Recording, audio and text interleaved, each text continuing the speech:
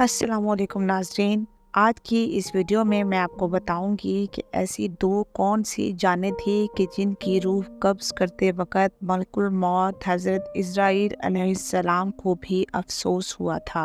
आइए जानते हैं इस वीडियो में। कहते हैं कि मलकुल मौत ने बारगाहे रब्बुल इज़्ज़त में अर्ज़ की कि ए मौलाए करीम, मैंने करोड़ों लोगों की जानें कब्ज़ की हैं, मगर दो जानें ऐसी हैं कि जिन्हें कब्ज़ करते वक़्त मुझे बड़ा ही सदमा और अफ़सोस हुआ है। मैंने तेरे हुक्म की तामील ज़रूर की है, मगर निहायत ही दुख के साथ, और वो दो, एक माँ और एक बेटा था। वाक़या कुछ इस तरह से है कि एक जहाज़ गर्क हो गया और एक औरत अपने शीरख्वार बच्चे के साथ एक तख्ते का सहारा लेने में कामयाब हो गई। तख्ता दरिया में बह रहा था और माँ और बेटा उस पर सवार थे। ए मौलाए करीम, अचानक तेरा हुक्म हुआ और मैंने माँ की जान उस तख्ते पर निकाल ली। मेरे लिए परेशान कुन बात ये थी कि माँ मर चुकी है, अब बच्चे का क्या हशर होगा। बच्चा एक टूटे हुए तख्ते पर सवार है और तख्ता हर आन पानी की लहरों के थपेड़े खा रहा है, जो किसी वक्त भी किसी तेज लहर की जद में आकर उलट सकता है। बच्चे के लिए ना खुराक का इंतजाम है और ना ही किसी निगरान का बंदोबस्त है। दरिया के किनारे धोबी कपड़े धो रहे थे। अचानक किसी की उस बच्चे पर नजर पड़ी तो तख्ते को खींच कर लाए।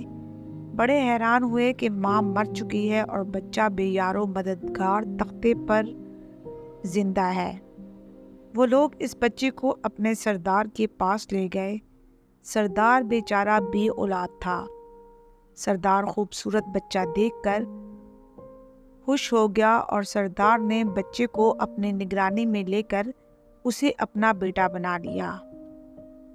यह बच्चा 8-9 साल की उम्र का था कि अपने साथी बच्चों के साथ खेल रहा था। इतने में बादशाह वक्त की सवारी की आमद का शोर उठा। सब लोग इधर उधर भाग गए, मगर ये बच्चा सड़क पर अकेला खड़ा रहा। बादशाह की सवारी गुजर गई, उसके पीछे उसका अमला पैदल आ रहा था। उनमें से एक सिपाही को रास्ते में से सुरमा की पुड़िया मिल गई। इत्तेफाक से उस सिपाही की नज़र बहुत कमज़ोर थी और सुरमे की उसे बहुत ज़रूरत भी थी, लिहाजा उसने वो सुरमा बाहिफाजत अपने पास रख लिया। आंखों में लगाने से पहले उसे ख्याल आया कि ये सुरमा कोई तकलीफ ना पहुंचाए। लगाने से पहले किसी दूसरे शख्स पर आजमा लेना चाहिए। करीब ही वो बच्चा खड़ा था, उसने उस बच्चे पर आजमाना चाहा। बच्चे ने सुरमा अपनी आंखों में लगा लिया, मगर जो ही सुरमा उसने लगाया, उसे ज़मीन की तह में मौजूद चीज़ें भी नजर आने लगी। उसने देखा कि ज़मीन के अंदर बहुत से खजाने पोशीदा हैं। बच्चा होशियार था, उसने चीखना चिल्लाना शुरू कर दिया कि सुरमा लगाने की वजह से मेरी आंखों में सख्त तकलीफ पैदा हो गई है। वो सिपाही सुरमे की पुड़िया गिरा कर आगे चले गए। बच्चा सुरमा की पुड़िया उठाकर घर पहुंचा और खुशी खुशी बाप को सारा वाकया सुनाया। सरदार बड़ा खुश हुआ। बाप ने कहा कि हमारे पास आदमी भी हैं और गधे भी हैं। तुम सुरमा लगाओ, हम तुम्हारे साथ चलते हैं। जहाँ कहीं खजाने पाओ हमें बताओ, हम निकाल लेंगे। चुनाचे ऐसा ही हुआ। बच्चे के बताने पर वो लोग खजाना निकालने लगे और थोड़े ही अरसे में अमीर बन गए। बच्चा जवान हुआ तो उसने पुरसे निकालने शुरू कर दिए। उनके पास दौलत की फरवानी हो गई। ज़मीन के तमाम खजाने उसकी नज़रों में थे। उसने आहिस्ता आहिस्ता बहुत से आदमी अपने साथ मिला लिए। इसके बाद तमाम सरदारों को इधर उधर कर दिया और खुद सरदार बन गया। आखिर नौबत यहाँ तक पहुँची कि उसने बादशाह के साथ भी टक्कर ले ली और उसे मगलूब करके खुद बादशाह बन गया। इस बच्चे का नाम शद्दाद था और ये वही बच्चा था जिसकी माँ तख्ते पर ही मर गई थी और ये अकेला दरिया की लहरों के साथ बह रहा था। کہتے ہیں کہ جب یہ برسرِ اقتدار آیا تو اس نے حکم دیا کہ کوئی ایسا کمال درجے کا شہر آباد کیا جائے جس کی ایک اینٹ سونے کی ہو اور دوسری چاندی کی ہو۔ اس میں ایک عالی شان باغ ہو جس میں دنیا کی ہر چیز میسر ہو۔ جب وہ شہر ہر لحاظ سے مکمل ہو گیا، اس کے مکمل کرنے میں 12 سال لگے، تو استاد نے ارادہ کیا کہ جا کر اس شہر کا نظارہ کیا جائے۔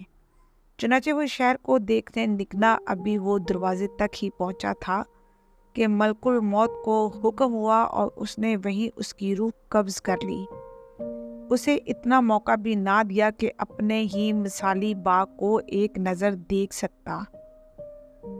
ملک الموت نے کہا کہ اے مولا کریم، اس شخص کی روح قبض کرتے وقت بھی مجھے نہایت ہی صدمہ پہنچا کہ وہ شخص ہر چیز تیار کر کے اسے دیکھ بھی نہ سکا۔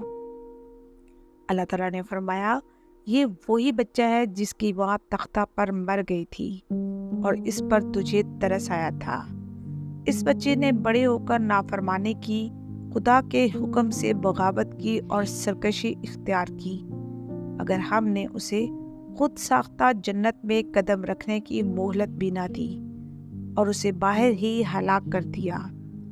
اس جنت کے بارے میں مشہور ہے کہ وہ دنیا میں موجود ہے مگر انسان کی نظروں سے اوجھل ہے۔ امیر معاویہ کے زمانے میں ایک صحابی کا اونٹ گم ہو گیا تھا۔ وہ اونٹ کی تلاش میں کہیں اس علاقے میں جا نکلا تو اللہ تعالیٰ نے اسے وہ سب کچھ دکھلا دیا تھا۔ وہ صحابی وہاں کی کوئی نشانی بھی ساتھ لایا تھا۔ اس صحابی نے یہ واقعہ امیر معاویہ کے پاس بیان کیا۔ انہوں نے کافی تلاش کرایا مگر کسی کو وہ جنت نہیں ملی اور اسے اللہ تعالیٰ نے پوشیدہ کر دیا۔